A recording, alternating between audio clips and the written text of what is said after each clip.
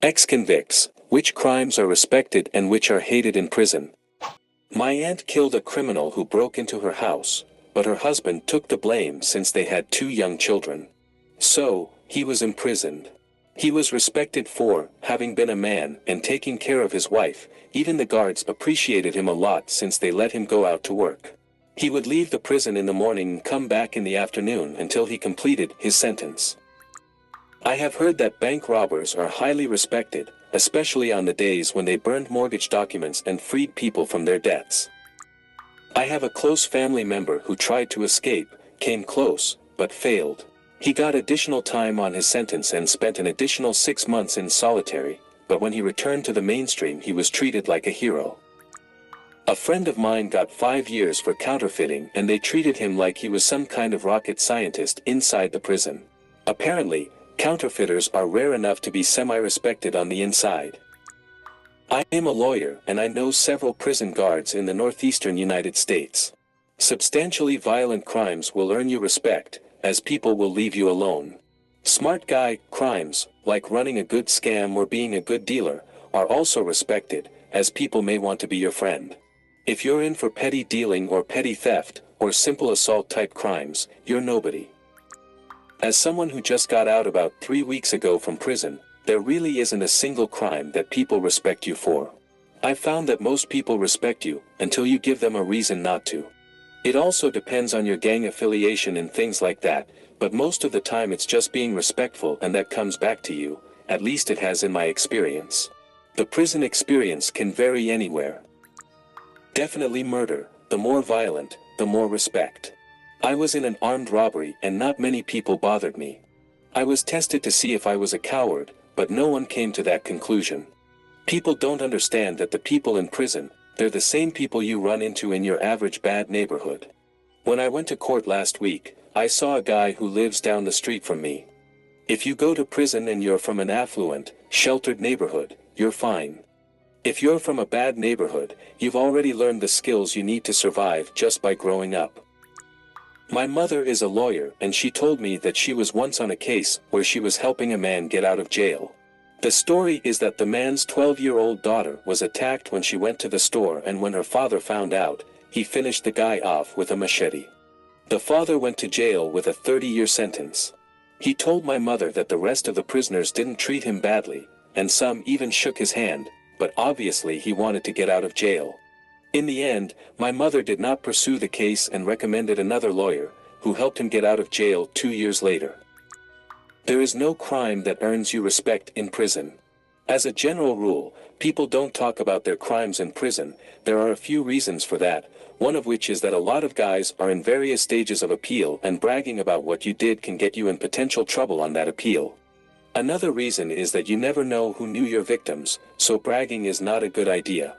Also, most of these guys aren't exactly proud that they were arrested and sent to prison, so there's not much to brag about. My uncle was in jail, and he commented that a man who had assaulted a 15-year-old girl had a full bathroom faucet shoved up his ass and ripped him apart. My uncle comments that he was one of those who just watched, but that in jail no one has any pity for these men, since many of them also have wives and daughters. He also says that the police turn a blind eye.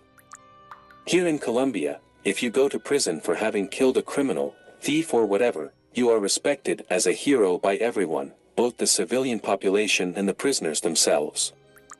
My mother is a lawyer, and she told me that one of the first strong cases she received was that of a wife who ended up shooting her husband, and was going to be sentenced to 25 years in prison for the crime.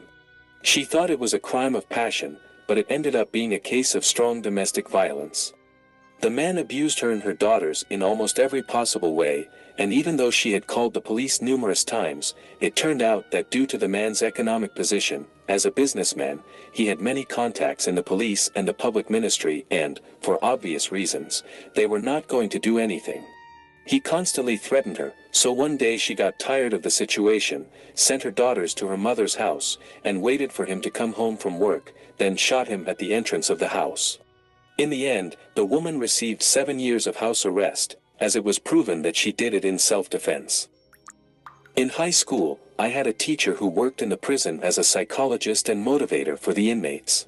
Several times she told us different anecdotes, and the one I remember that surprised us the most was one where she was giving group therapy to the inmates, and there was a new one there who had entered for assaulting minors.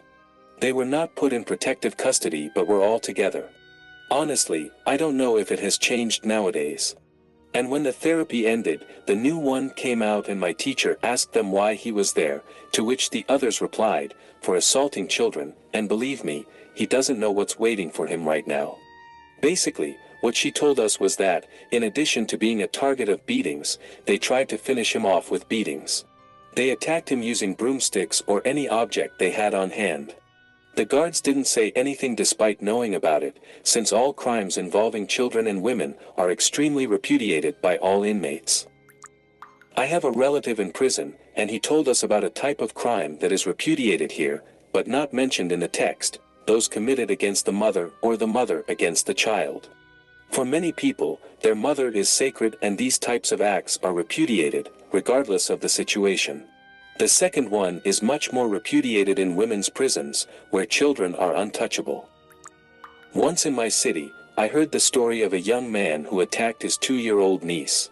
The man had barely turned 18, but he already knew a lot about the street, so to speak. Before the trial, they are taken to a place that is not specifically jail, but that is where there are other convicts. As you know, everyone knows what everyone did, so many, if not all, hated him. Many wished him dead and did not hesitate to tell him and explain to him in detail what would happen to him when he was not taken care of by the guards in prison. That cowardly man took his own life that very night with his shoelaces. I have not been inside, I have only read about some cases of my uncles, who are lawyers, and they have told me that in some prisons, they have even thrown acid in the face of some types of criminals, mainly those who ended up beating their children, wives, or direct relatives. To the point that, in order to avoid massive riots against a single person, they isolate the convict from the others. I worked for more than 15 years in a prison and I knew an inmate who shot his cheating wife and the guy she was cheating on him with. This inmate was well respected by everyone there, although I think it was just because of the way he joked so often about it. For some reason, they really liked this guy and, to be honest, even I found it hard to hate him for that. Dude was the nicest guy I've ever met. According to my stepfather, those who were incarcerated for robbery, just like him, were mostly well treated and there were usually no problems. But when he had a few days left to get out, a guy came in who had assaulted his 6-year-old cousin. My stepfather saw how they treated him like a servant, and sometimes put different things in the back. My cousin was in prison for selling drugs for a while, and he knew an older guy who killed the man who assaulted his wife, and they pretty much left him alone. Supposedly, he was very soft-spoken and friendly, so even some of the tougher inmates treated him decently. If you know any story about it, you can leave it in the comments. Remember to give a like and subscribe to see new videos. Thank you very much for your visit.